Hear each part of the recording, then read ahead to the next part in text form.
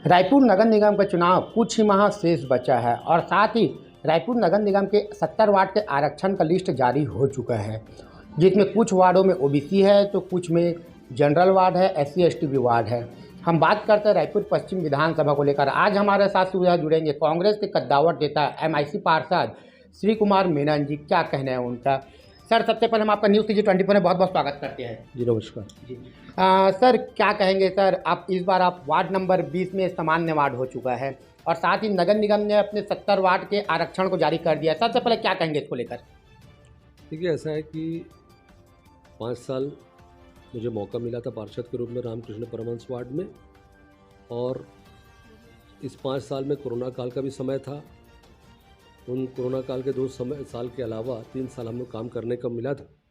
उसमें भी 1 साल 1.5 साल आचार संहिता के बीच चले गए, लेकिन उसके बाद भी मुझे इस बात की संतुष्टि है कि जो समय मुझे मिला उसमें लोगों ने जो जो अपनी मांगें रखी थी, लगभग उन सभी मांगों को, चाहे वो सड़क की हो, बिजली की हो, पानी की हो, सफाई की हो, चाहे कहीं भवन बनाने का मामला हो, चाहे कहीं पेड़ लगाने का मामला हो, चाहे जो भी आवश्यकता लोगों ने अपनी मांगी सालों साल से, जो हाउसिंग बोर्ड कॉलोनी के अंदर में खाली पड़े जगह थे जहाँ गार्डन कुछ नहीं था, या पुराना टीचर्स कॉलोनी के अंदर गार्डन का मामला है, या साहू समाज के भवन का मामला है, कुर्मी समाज के भवन का मामला है, सामाजिक भवनों का मामला है, सभी हर जो जो काम लोगों ने बोला लगभग वो सब काम करने का मैंने प्रयास किया और लगभग वो पूर्णता पे हैं। कुछ एक काम जैसे आंगनबाड़ी भवन 1-2 बनने के हैं, वो अभी चालू हुए हैं। तो कहीं ना कहीं मुझे संतोष है इस बात का कि जो उद्देश्य को लेकर मैंने चुनाव लड़ा था, लोगों के बीच गया था, जो वादे उनसे किए थे, उन वादों को पूरा करने का भरसक प्रयास मैंने किया है। सर, आप एकदम कद्दावर नेता के रूप में जाने जाते हो। जिस वार्ड से आप चुनाव लड़ते हो उस वार्ड में आपको एक बहुत बड़ी लीड के साथ आपको हमेशा जीत मिलता है। तो इस बार आप जो अपने वार्ड है रामकृष्ण परमहंस वार्ड, वही वार्ड से आप सामने आओगे जनता के बीच में कि अन्य वार्ड में जाओगे। देखिए, ऐसा है कि मेरे हाथ में नहीं है, क्योंकि मेरा हम कहाँ पैदा होते हैं, कहाँ किस पिता के यहाँ पैदा होते, किस माँ के यहाँ पैदा होते हैं, किस घर में पैदा होते, किस राज्य में, ये हमारे हाथ में नहीं रहता। कर्म मेरे हाथ में रहता है। प्रयास करता हूँ कि कर्म हम करें लगातार। जब से सार्वजनिक जीवन में आया हूँ मैंने हमेशा प्रयास किया कि काम करता रहूँ। रही बात आपने पूछी है कौन से वार्ड की बात, तो ये मेरे हाथ में नहीं रहता। विशेषाधिकार ये पार्टी का रहता है। पार्टी के अंदर में जो चुनाव समिति रहती है उनका रहता है, चाहे वो 19 नंबर वार्ड हो, चाहे 20 नंबर वार्ड हो, जहाँ पर भी मेरे पार्टी आदेश करेगी, मेरे पार्टी के नेतागण आदेश करेंगे। हमारे पूर्व विधायक जी हैं विकास उपाध्याय जी, शहर अध्यक्ष गिरीश दुबे जी, ये सब लोग पार्टी के लोग, हमारे शीर्ष नेता जो है प्रदेश अध्यक्ष जी दीपक बैज जी और अन्य शीर्ष नेता सब बैठकर तय करेंगे। पार्टी के हिसाब से उनको जो उचित लगेगा उस हिसाब से वो तय करेंगे, और जहाँ से वो बोलेंगे मैं उनके जो आदेश रहेगा पार्टी के, उस आदेश को मानने के लिए तैयार हूँ। सर, रामकृष्ण परमहंस वार्ड में न्यूज़ टीवी 24 की टीम ने सर्वे किया था। वार्ड की जनता बहुत ज़्यादा ही खुश है। आपने डेवलपमेंट के नाम में रोड बनाए, नाली बनाए, आपने भवन का निर्माण करवाया, आपने आम जनता के लिए मजदूर कार्ड बनवाया, आपने वृद्धा पेंशन चालू कराया, बहुत सारे आपने कार्य किए हैं। कहीं ना कहीं जनता आपके काम से बड़े प्रभावित है और लोग आपको पार्षद के रूप में वार्ड नंबर 20 में फिर से देखना चाहते हैं। उसको लेकर क्या कहेंगे। निश्चित रूप से कल मैंने इसके बाद, जैसे ही सामान्य होने के बाद लोगों का जो फ़ोन आया, लोगों ने जिस प्रकार से अपना स्नेह और प्रेम और सहयोग देने का वादा किया, वो अपने आप में इस बात का उदाहरण है कि मुझे प्रत्यक्ष अप्रत्यक्ष लोगों का सहयोग हर प्रकार से मिल रहा है। कल से आज तक लगातार लोगों ने मुझे इसी बात को लेकर प्रेरित किया कि आप वार्ड में रहे, वार्ड में लड़े, और उनका वार्ड के जो नागरिक है उनका स्नेह और प्रेम ही है मेरी ताकत है, और उस ताकत के बल पर मैं चुनाव लड़ूंगा। जी सर, वही बात करते हैं कि इस बार नगर निगम का चुनाव जो महापौर चुनाव है डायरेक्ट चुनाव होने वाला है। तो क्या लगता है सर, पिछले बार महापौर को में एजाज ढेबर जी थे, इस बार क्या लगता है चुनाव को लेकर क्या कहेंगे महापौर चुनाव को। देखिए, बहुत जल्दीबाजी हो गई बोलना, क्योंकि लॉटरी निकलेगी तब उसमें सामान्य होना है कि सामान्य महिला होना है कि पिछड़ा होना है, पिछड़ा महिला होना है, ये तमाम बातें अभी भविष्य की गर्त में हैं। जैसी लॉटरी निकलेगी उस लॉटरी के अंदर ही चीज़ें क्लियर हो पाएंगी, और उसके बाद पार्टी अपनी रणनीति बनाएगी, उस हिसाब से काम। सर, न्यूज़ टीवी 24 के माध्यम से आप जो अपने 5 वर्ष के कार्यकाल में रामकृष्ण परमहंस वार्ड में जो आम जनता के बीच रहे, सेवा कार्य किए, जन सेवा किए, आप क्या संबोधन करना चाहते हो सर। देखिए, निरंतरता काम की ज़रूरी है।